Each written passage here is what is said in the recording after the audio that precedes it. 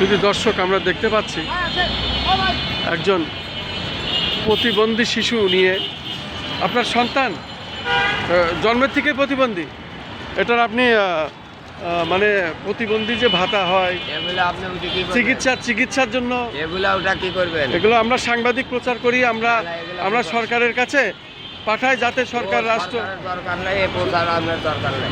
তাই এত খেপাকা।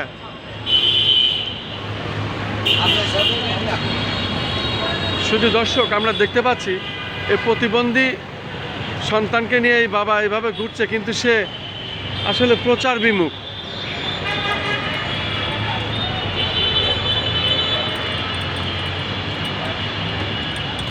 জাতীয় প্রেস ক্লাবের সামনে আমরা দেখতে পারলাম এই প্রতিবন্ধী পিতা, সে তার এই শিশু সন্তানকে নিয়ে মানুষের কাছে একটু হুইল চেয়ারে করে সাহায্য চেয়ে বেড়াচ্ছে। পবিত্র রমজান মাসের আজকে 15 রোজা পার হচ্ছে, ইনশাল্লাহ আজকে 15 রোজা হয়ে যাবে, মাঝামাঝি অর্ধেক হয়ে গেল আর কি।